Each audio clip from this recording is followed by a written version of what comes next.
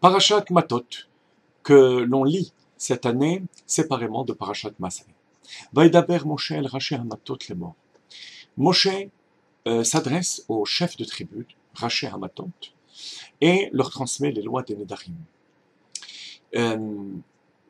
Pourquoi est-ce que c'est dans notre parasha qui nous parle des vœux que la Torah nous révèle que la transmission passait d'abord par les princes avant de passer au reste d'Israël? Pourquoi ça n'a pas été dit dans un autre contexte? Raché nous dit que c'est pour nous enseigner que Hafarat Nedarim, pour annuler un vœu, il faut un Dayan Mumche, un juge spécialiste, comme un chef de tribu. Si on n'a pas de spécialiste, alors on prend 3 idiototes, 3 personnes simples. La question qui se pose, c'est pourquoi est-ce qu'on va chercher une loi concernant l'annulation des vœux pour justifier le fait qu'on s'adresse au Raché Hamatot? Pourquoi est-ce qu'on ne va pas chercher une loi concernant les vœux eux-mêmes, la définition des vœux? Il faut aussi s'adresser à une personne qui s'y connaît, à un Dayan. Si on n'a pas de Dayan, on va demander à des gens qui ont moins de connaissances. Alors pourquoi Hafarat Nedarim? La réponse, c'est que l'annulation des vœux se rattache plus au Nessiim, au prince, au grand, que le vœu lui-même.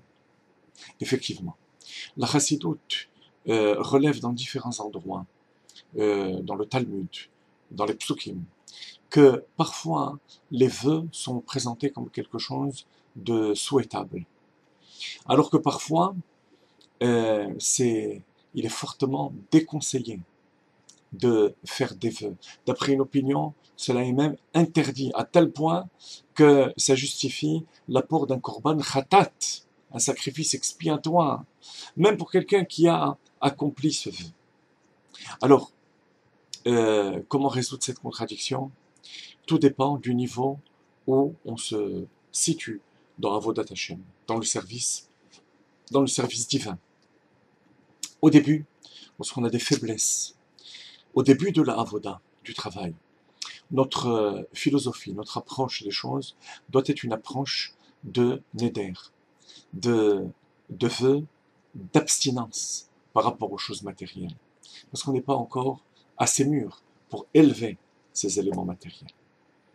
Dans un deuxième temps, on passe à Hafarat Nedarim, à l'annulation de ces vœux. Au contraire, on passe au niveau où il faut chercher le contact avec ces choses matérielles, avec le monde matériel pour l'élever. Et étant donné qu'ici on parle de Nessim, de princes, de ceux qui sont arrivés spirituellement au niveau de princes, de tzadikim, alors Rashi nous dit qu'il s'agit là de Hafarat Nedarim, l'annulation des vœux et non pas les vœux eux-mêmes. Alors on peut se demander à ce niveau-là, est-ce qu'on a la force d'atteindre un tel niveau? Est-ce qu'on se trouve déjà à ce niveau-là? La Torah nous dit un peu plus loin que lorsque la femme ou lorsque la fille fait un éder, alors il y a telle et telle loi.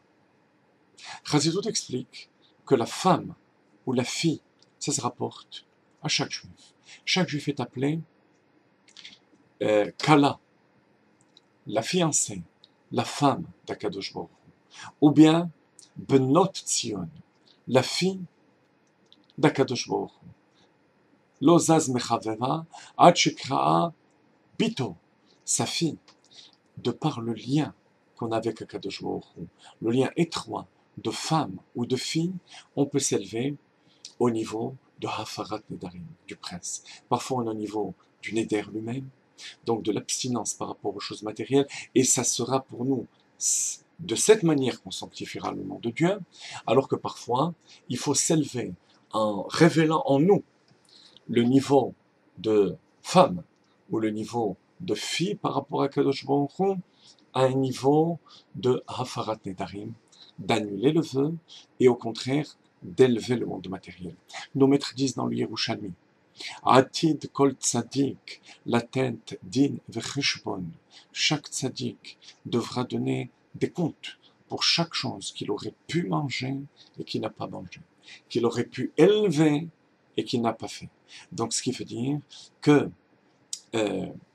chez tout un chacun, on a le niveau du Neder et le niveau de Hafarat Neder, le vœu et l'annulation du vœu. La paracha de ce Shabbat nous donne la force, nous communique la force, Vaïdaber, Moshe, El Raché Hamatot, d'être au niveau du roche, du Nassi, et d'élever le monde matériel.